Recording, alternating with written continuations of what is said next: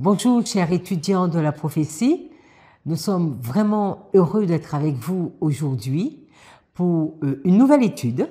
Donc ce ne sont pas des prédications comme on l'a déjà dit, ce sont vraiment des études.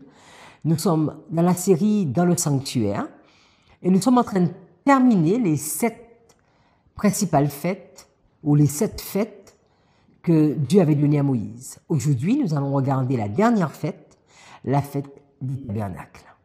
Avant de commencer notre étude, je vous invite, comme d'habitude, à prier, à intercéder, aussi bien ici que vous de votre côté, même quand vous regardez la vidéo, à prendre le temps de prier, afin de demander à Dieu, de demander au Saint-Esprit de vous instruire complètement dans toute la vérité.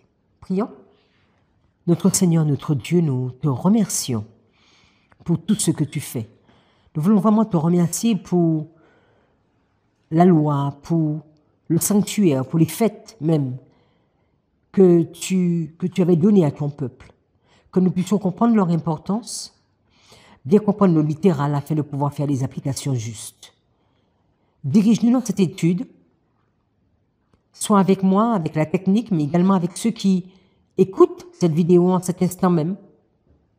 Sois avec eux, Seigneur. Parle à leur cœur. Instruis-les dans toute la vérité. Voilà ce que nous te demandons. Au nom de Jésus. Amen.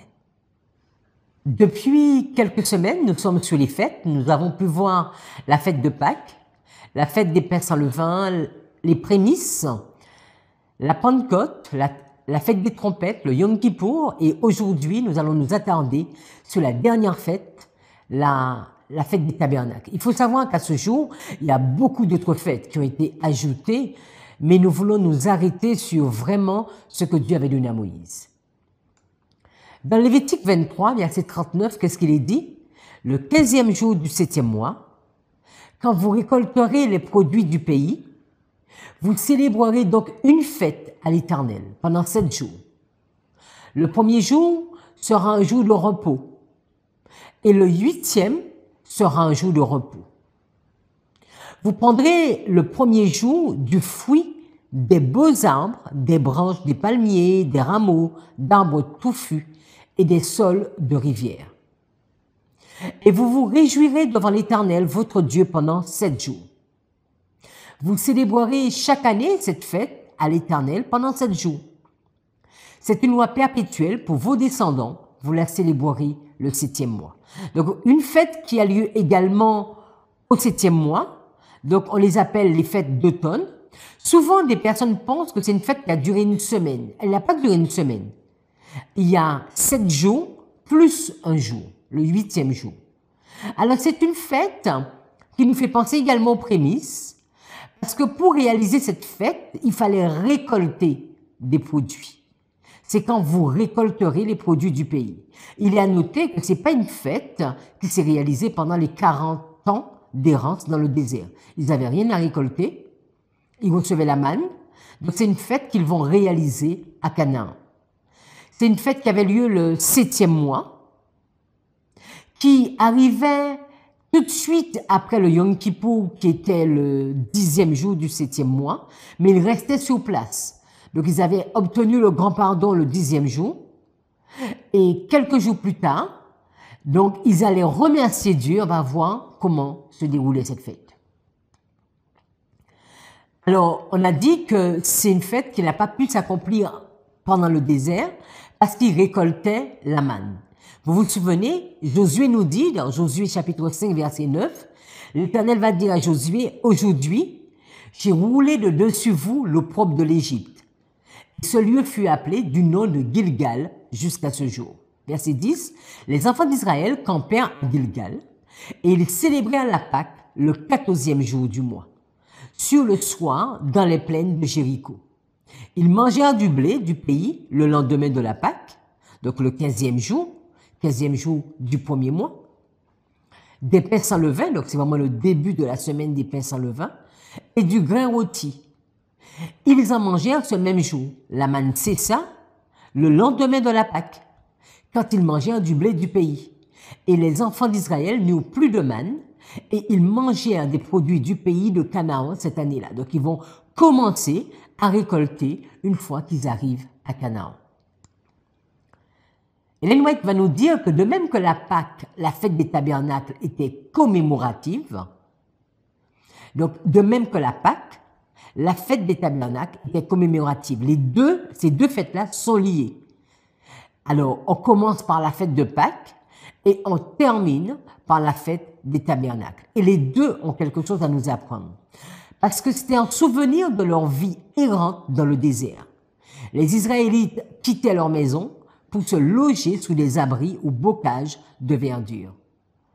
Donc, la Pâque devait rappeler qu'ils ont été esclaves en Égypte et qu'ils ont été délivrés. Et la fête des tabernacles, c'est une fois qu'ils sont sortis d'Égypte, ils étaient sous des tentes. Ellen White nous dit, donc, c'était sous des abris ou bocages de verdure, faits de branches de palmiers, de rameaux d'arbres touffus et de sols de rivières. Au premier jour avait lieu une sainte assemblée, de même qu'au 8e jour qui suivait la fête. Donc, une fête de 7 jours avec un premier jour spécial et le 8e jour spécial. Cette fête n'était pas seulement l'expression de la reconnaissance pour les fructueuses récoltes, c'était aussi le mémorial des soins providentiels dont Dieu avait entouré Israël au désert. Pour rappeler leur séjour sous la tente pendant la fête, les Israélites demeuraient dans des cabanes ou des tabernacles de branches verdoyants. On les dressait par les rues, dans les parvis du temple et sur les terrasses des maisons. Aux environs de Jérusalem, les collines et les vallées étaient couvertes de ces habitations de feuillage et fourmillaient de monde. Donc évidemment, quand ils étaient dans le désert, ils étaient sous tente, ils étaient tous ensemble. Mais quand ils arrivent en Canaan, on a déjà vu, ils vont partager le territoire, ils vont se retrouver très loin de Silo, et où la tente était posée au début. Il y a certains, ceux qui sont au nord, ils sont très loin de Jérusalem, où le temple se trouvait. Et donc là, ils vont faire le déplacement et ils vont monter des tentes. Alors dans Lévitique 23 et verset 33, il est dit, l'Éternel parla à Moïse et dit, parle aux enfants d'Israël et dit, le 15e jour de ce 7e mois, ce sera la fête des tabernacles. Donc la fête des tabernacles, le mot tabernacle ici, c'est mis pour le 055-21. Donc la fête des tabernacles en l'honneur de l'Éternel pendant 7 jours. On a déjà expliqué, c'est 7 plus 1. Le premier jour, il y aura une 7 convocation. Vous ne ferez aucune œuvre servile. Pendant 7 jours, vous offrirez à l'Éternel des sacrifices consumés par le feu que nous verrons. Le 8e jour, vous aurez une 7 convocation et vous offrirez à l'Éternel des sacrifices consumés par le feu. Ce sera une assemblée solennelle, vous ne ferez aucune œuvre servile. Et voilà, telles sont les fêtes de l'Éternel, les 7 convocations que vous publierez, afin que l'on offre à l'Éternel des sacrifices consumés par le feu, des holocaustes, des offrandes, des victimes et des libations, chaque chose au jour fixé. Et voilà, ça se termine, les 7 fêtes que l'Éternel va donner. Dans Exode 34, verset 21, il va donner quelques informations sur cette fête. Tu travailleras 6 jours et tu te reposeras le 7e jour. Tu te reposeras même au temps du labourage et de la moisson. Tu célébreras la fête des semaines, la fête des prémices de la moisson du froment, on a vu prémices de l'orge, prémices du blé. Donc également la fête de la récolte. Donc, fête des tabernacles, on a vu cette notion de tente, des tabernacles. Mais là maintenant, c'est la même fête, mais avec un autre nom. C'est la fête qui est liée à la récolte, la fête de la récolte. Et qui se passait à la fin de l'année. Verset 23, 3 fois par an, tous les mâles se présenteront devant le Seigneur, l'Éternel d'Israël. Donc, 3 fois par année, tu célébreras les fêtes en mon honneur. Tu observeras la fête des pains sans levain, donc la fête du printemps, pendant 7 jours. Au temps fixé dans le mois des épis, tu mangeras des pains sans levain, comme je t'en ai donné l'ordre. Car c'est dans ce mois que tu es sorti d'Égypte, donc le premier mois. Et l'on ne se présentera point à moi, on ne se présentera point à vide devant ma face. C'est vraiment important. Et l'on ne se présentera point à vide devant ma face. Tu observeras la fête de la moisson, les prémices de ton travail, de ce que tu auras semé dans les champs, et la fête de la récolte à la fin de l'année, quand tu recueilleras des champs le fruit de ton travail. Et on verra c'est quoi la différence avec... Donc on a vu que au début, la fête des semaines, c'était la récolte de blé. Donc au début, il y avait récolte d'orge, après il y avait récolte de blé. Et c'est important de noter quel type de récolte qu'on va avoir lors de la fête des tabernacles. Et là, nous sommes la récolte des olives ou la récolte de la vigne. Et la récolte de la vigne. Donc, récolte d'orge au début, au printemps, récolte de blé où on finissait par la Pentecôte, et au tabernacle, c'est récolte des fruits, donc notamment la vigne, les olives. Et l'Ellen White nous dit qu'avec le 7e mois, arrivait la fête des tabernacles ou de récolte. Vous voyez, c'est la même fête, deux noms différents. Cette fête était une action de grâce rendue à Dieu pour les produits des vergers, des oliviers et de la vigne. C'était la dernière et la plus importante de l'année. Le sol avait fourni ses trésors, les moissons étaient recueillies dans les greniers, l'huile et le vin étaient rentrés, les premiers fruits avaient été mis en réserve. Maintenant, Israël venait apporter au Seigneur son tribut de reconnaissance. Quand on regarde dans la Bible, on voit qu'il y avait plusieurs noms pour une même fête. Si nous regardons la comparaison sous les yeux, nous allons voir que la fête des semaines était également appelée la fête de la moisson, ou encore la fête des prémices du blé. On a vu au printemps. Mais quand on regarde à l'automne, c'est la même chose. La fête des tabernacles que nous sommes en train d'étudier, c'est également noté la fête de la récolte. Donc si vous voyez tabernacle ou récolte, c'est la même chose. Si vous voyez fête des semaines ou fête de la moisson, c'est la même chose. Et la fête de la récolte ou la fête des tabernacles, mais c'est également la fête des prémices de la vigne. Mais vous n'allez pas trouver cette expression dans la Bible. Regardons un peu Sukkot, parce qu'on est en train de regarder une fête, plusieurs noms. La fête des cabanes, la fête des huttes, la fête des tentes, la fête des tabernacles. Sukkot, il y a vraiment plusieurs noms pour cette même fête. Et que signifie Sukkot? C'est l'une des 3 fêtes de pèlerinage prescrites par la Torah, au cours de laquelle on célèbre dans la joie l'assistance divine reçue par les enfants d'Israël lors de l'Exode et la récolte qui marque la fin du cycle agricole annuel. Donc 2 points importants. Remercier Dieu pour sa protection pendant ces 40 années, mais également remercier Dieu pour toutes ses bénédictions et pour ses récoltes dans le verger. Donc Sukkot, plusieurs noms pour la même fête. Dans Exode 26, verset 1, alors, il est dit, tu feras le tabernacle. Et là, c'est la Strong 04908. Alors que nous venons de voir, la fête des tabernacles, c'est 05521. À faire cette nuance. Le tabernacle, c'est pas la même chose que la fête des tabernacles. Donc, tu feras le tabernacle de 10 tapis, on l'a déjà étudié, de Finlay-Rotor, c'est des toffes teintes en bleu, en pourpre et en cramoisi. Tu y présenteras des chérubins artistement travaillés. La longueur d'un tapis sera de 28 coudées, sa largeur d'un tapis sera de 4 coudées.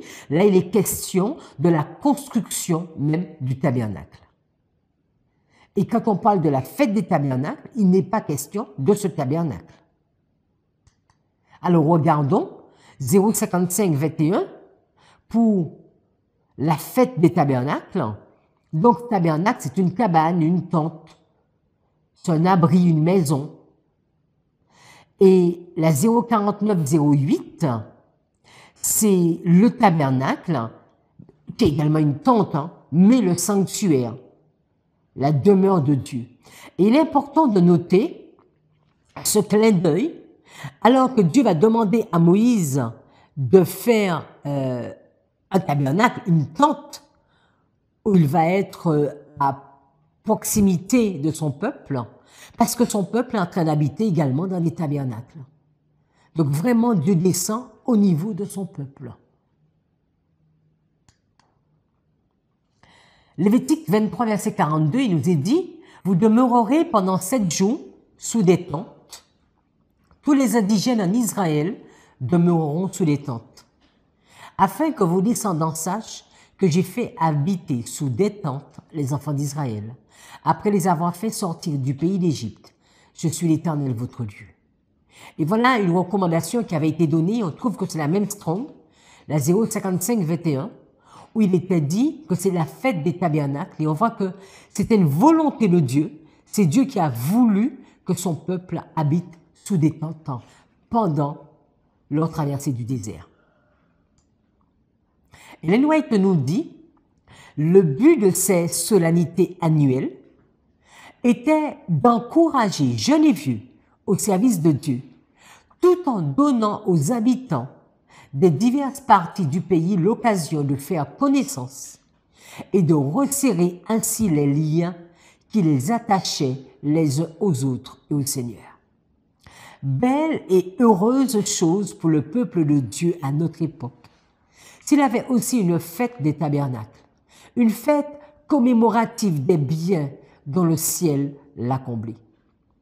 De même qu'Israël célébrait le souvenir de la délivrance de ses pères, ainsi que celui de sa conservation miraculeuse durant ses pérégrinations, nous devons de même nous souvenir avec gratitude comment Dieu nous a retirés du monde et nous a fait passer des ténèbres à la glorieuse lumière de sa grâce et de sa puissance. Et ici, ce que je voudrais retenir dans ce texte, c'est qu'il nous disait que toutes ces fêtes étaient vraiment l'occasion que Dieu avait donnée dès le début. Alors qu'il va leur demander de construire un sanctuaire, il va penser à resserrer les liens et à permettre à son peuple d'apprendre à vivre ensemble. Alors, différents points ont déjà été notés. Dieu a choisi que son peuple devait habiter sous des tentes.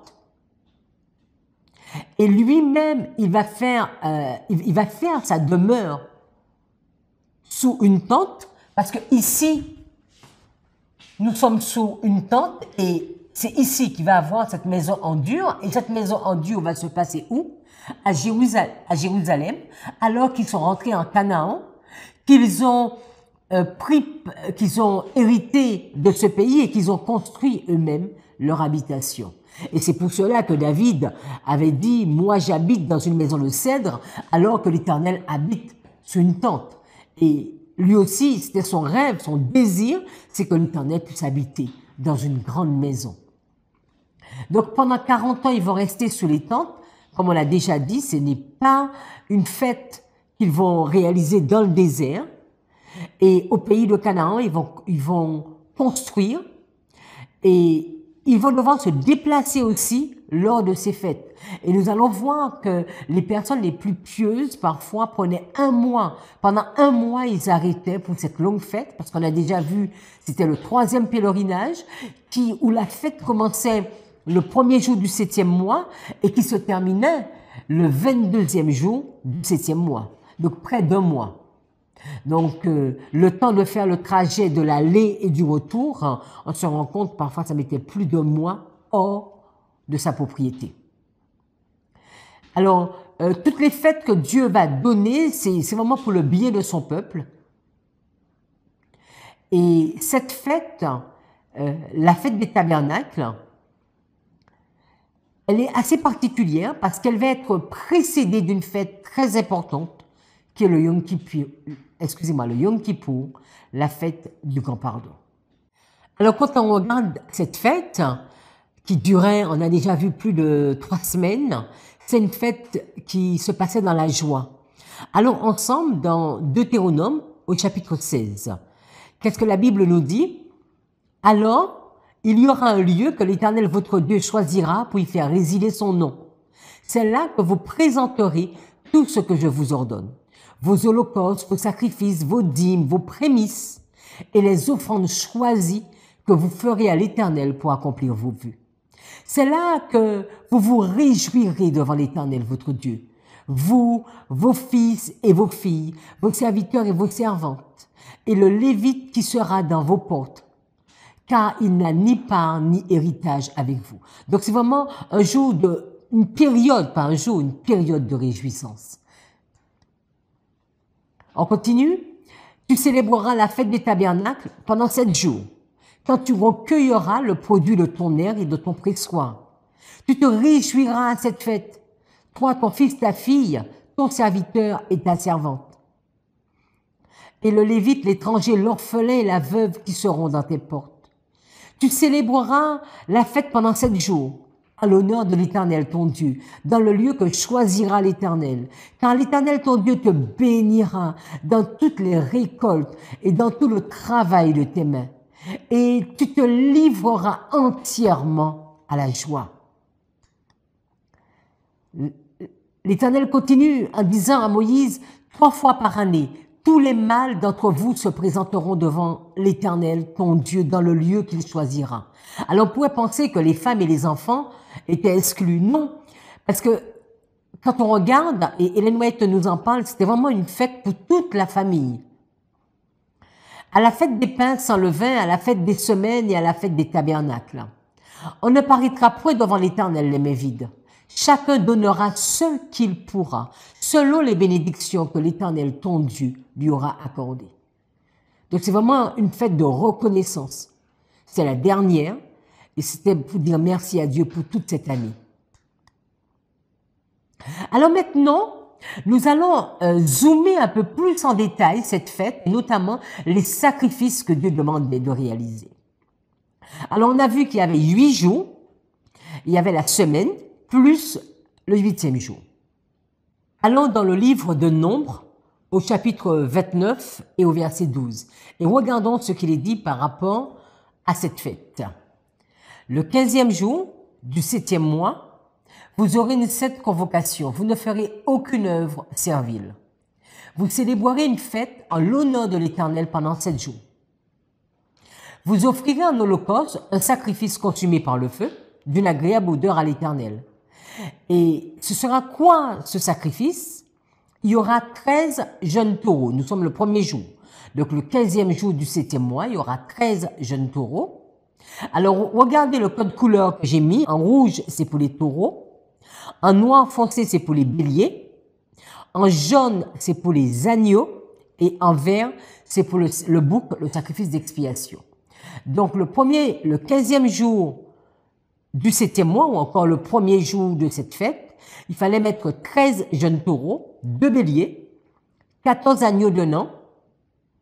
Vous y joindrez l'offrande de fleurs de farine pétrie à l'huile, donc il y avait 3 dixièmes pour chacun des 13 taureaux, 2 dixièmes pour chacun des 2 béliers, et 1 dixième pour chacun des 14 agneaux.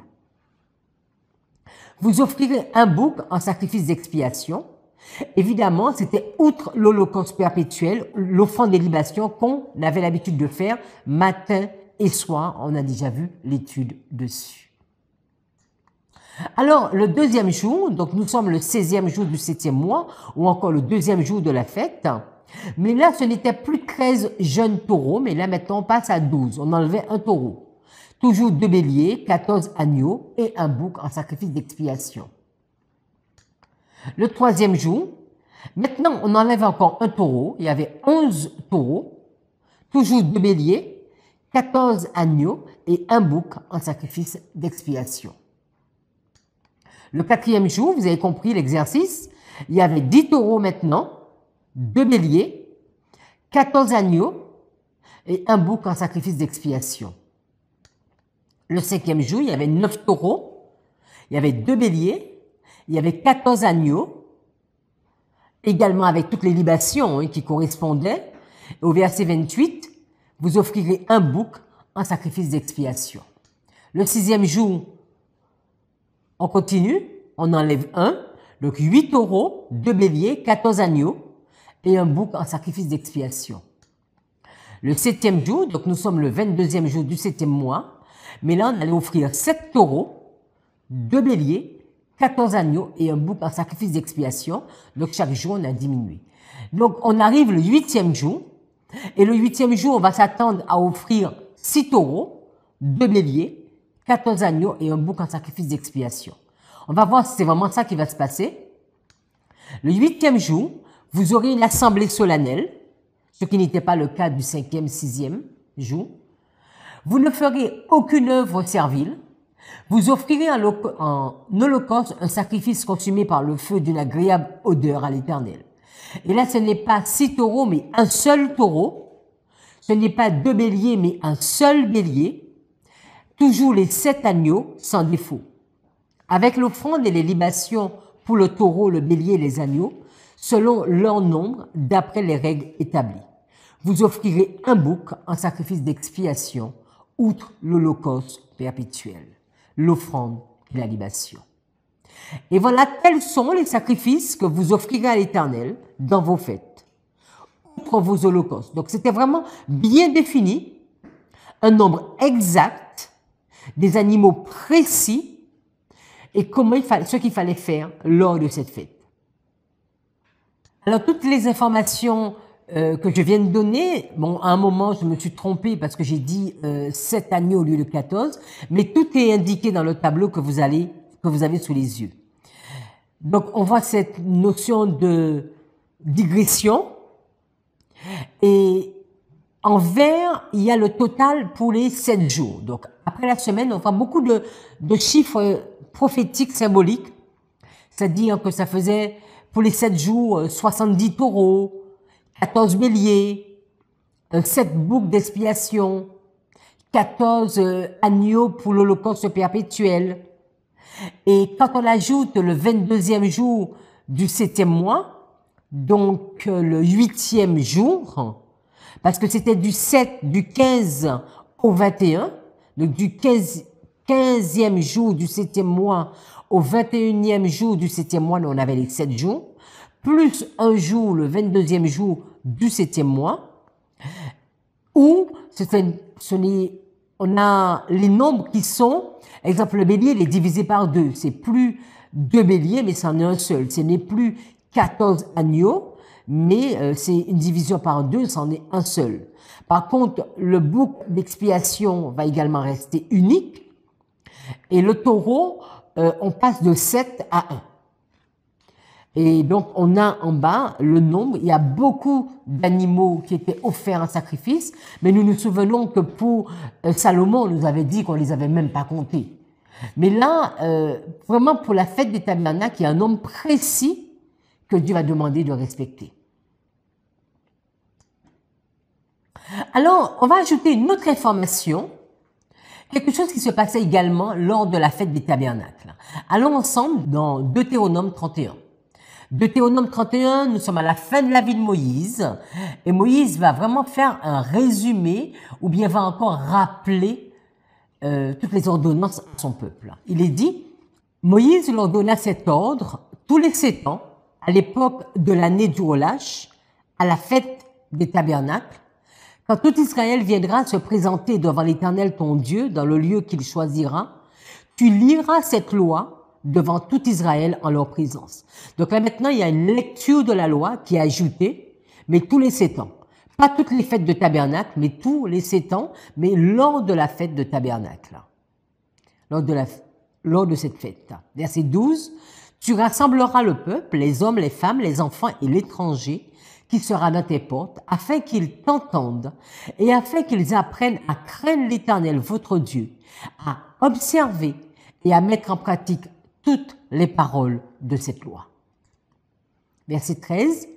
Et leurs enfants, qui ne la connaîtront pas, l'entendront, et ils apprendront à craindre l'Éternel, votre Dieu, tout le temps que vous vivrez dans le pays dont vous prendrez possession après avoir passé le Jourdain. Donc, alors qu'ils vont rentrer dans la Canaan, Moïse va leur donner cet ordre de faire cette lecture, la lecture de la loi, de rappeler aux enfants le passé, de rappeler au peuple le passé, afin qu'ils se souviennent de toutes les bénédictions de Dieu, et ceci avait lieu lors de la fête des tabernacles.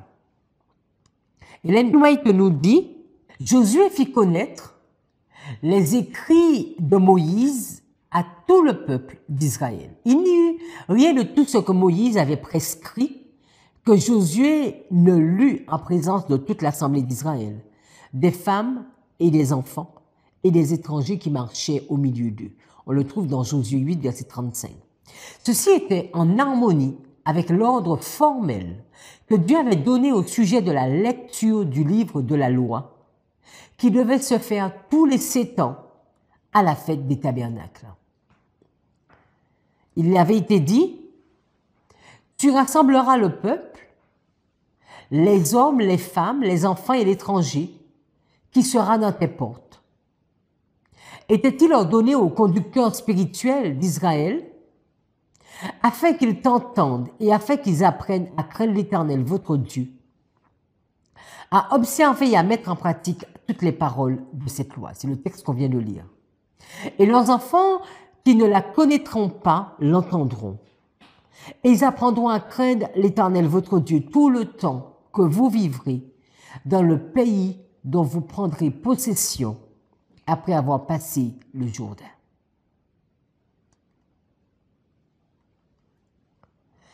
La fête des tabernacles était la dernière assemblée annuelle. On n'a pas cessé de le dire. Dieu voulait qu'à cette occasion-là, le peuple réfléchisse sur sa bonté et sa miséricorde. Donc c'était vraiment des fêtes de réjouissance, mais une grande prise de conscience. C'est important de noter, ils sortaient de la fête du Yom Kippour, ils avaient demandé pardon, ils avaient été exaucés, donc ils étaient vraiment dans cette vision, vraiment c'est dans cette vision de réforme, et là ils remettaient leur vie, ils remettaient tout à Dieu et remerciaient Dieu pour cela. Tout le pays soumis à lui avait été l'objet de sa bénédiction. Sa sollicitude vigilante ne s'était démentie ni jour ni nuit. Le soleil et la pluie avaient fait rendre à la terre son fruit. On avait récolté les moissons dans les vallées et les plaines de la Palestine, ramassé les olives et recueilli l'huile précieuse, cueilli le fruit du palmier et foulé au pressoir les grappes de raisin. Ellen White continue encore en nous disant que la fête des tabernacles, ou encore la fête des moissons, avec ses offrandes de fruits et de récoltes, ses cabanes de feuillage construites pour une semaine, les réunions et les cérémonies solennelles du souvenir, la généreuse hospitalité offerte aux ouvriers de Dieu, c'est-à-dire les Lévites chargés du service du sanctuaire, parce qu'on prenait soin d'eux, et à ses enfants, l'étranger et le pauvre tournaient tous les esprits vers celui qui avait couronné l'année de ses biens et dont les sentiers ruisselaient de sève et les faisait déborder de reconnaissance. Donc vraiment dans ces fêtes, se réjouir, reconnaître la bonté de Dieu, partager. Il partageait avec ceux qui officiaient, il partageait avec l'orphelin, avec la veuve, avec l'étranger. Les Israélites pieux consacraient à ces fêtes religieuses un mois entier chaque année. C'était l'un des moments libres de tout souci et de tout travail, et presque entièrement voués à l'éducation. Il y avait la lecture du livre et il y avait beaucoup de rapprochements. Alors, ici, on a tout ce qu'on a vu et représenté. Donc, nous avons les différentes fêtes. La première fête commençait avec la Pâque. Et on a vu qu'Ellen White nous disait qu'il y avait une relation entre Pâques et la fête des tabernacles. Donc, on voit le 14e jour du premier mois, c'est le début, c'est la première fête. Et le 22e jour, c'était le dernier jour de la fête. Donc, le 14e jour, et suivait, ce 14e jour était suivi d'une semaine. Et on a comme un chiasme, on voit le 22e jour, pour la fête des tabernacles, regardez bien, il y a une semaine plus un jour. Du 15 au 21, plus un jour. Et c'est le contraire qu'on a en début, on a un jour plus une semaine. Donc cette notion, le 14e jour c'était le premier jour, c'est la fête de Pâques, et le 22e jour du 7e mois, c'était le dernier jour. Juste après la Pâques, il y avait une semaine, ou juste avant ce 22e jour, il y avait une semaine. Il y avait la Pentecôte au 3e mois, et il y avait également la fête, il y avait la fête des trompettes et le Yom Kippour, et en faisant ainsi, on voit que le premier lieu devient la fête des trompettes. Donc il y avait la semaine des Pères sans levain ou la semaine des récoltes. Alors si on a mis les lignes les unes sur les autres pour montrer encore d'autres informations, ce n'est plus cette notion de chiasme, mais cette notion de ligne sur ligne qu'on va voir. Quand on regarde pour la Pâque, tout va commencer avec le premier jour du premier mois, où Dieu va dire, aujourd'hui, l'année, il y a une nouvelle année qui commence, c'est de là que la Pâque est arrivée, premier jour du premier mois, c'était le début de l'année est annoncé, le 10e jour du premier mois, l'agneau pascal est choisi, et le 14e jour de ce premier mois, il y avait la fête de la Pâque, donc le jour -1, et après il y avait une semaine, du 15 au 21. Quand on regarde 6 mois plus tard, nous avons presque la même chose. Le premier jour du 7e mois, au premier jour du premier mois, c'est Dieu qui l'annonce. Premier jour du 7e mois, mais ce sont les sacrificateurs, au son de la trompette, qui annoncent. Le 10e jour du 7e mois, ce n'est plus l'agneau pascal qui est choisi, mais c'est le choix du bouc pour l'Éternel. Après, nous avons cette semaine, du 15 au 21, et on n'est plus dans J-1, mais on est J+1, comme une croisée. Il y a une semaine, semaine des récoltes, semaine des pains sans levain. Et ici, le 22e jour du 7e mois, c'est la fin de ces différentes fêtes. Si nous regardons aujourd'hui, il y a d'autres fêtes qui ont été ajoutées, pour d'autres histoires, pour des points importants. Nous nous souvenons notamment avec Esther. Mais ici, ce sont vraiment les fêtes que Dieu avait données à son peuple. Alors, nous avons posé le socle des fêtes, de la fête des tabernacles, et dans la prochaine étude, nous allons regarder comment ont été présentées ces fêtes aussi bien sous Salomon, sous Zorobabel et au temps d'Hérode. Je vous invite à prendre la position pour la prière. Notre Seigneur, notre Dieu, nous te remercions vraiment pour tous ces enseignements. Il y a beaucoup de choses que nous ne comprenons pas parce que nous pouvons nous arrêter sur chaque chiffre, chaque nombre, parce que rien n'a été fait au hasard. Les béliers, les taureaux, qu'est-ce que tu veux nous dire derrière tout cela, les agneaux? Les informations sur chaque jour. Nous apprenons beaucoup sur terre et nous savons que au ciel, nous continuerons encore à apprendre afin vraiment de mieux comprendre le service du sanctuaire. Merci pour cette étude que tu nous donnes où tu nous apprends que c'était une fête qui devait se faire dans la joie et dans le partage alors que tu venais de les pardonner. Merci encore pour ton pardon et merci parce que tu veux que ton peuple soit heureux. Béni sois-tu, Seigneur. Merci pour tout ton amour envers nous. C'est au nom de Jésus que nous t'avons prié. Amen.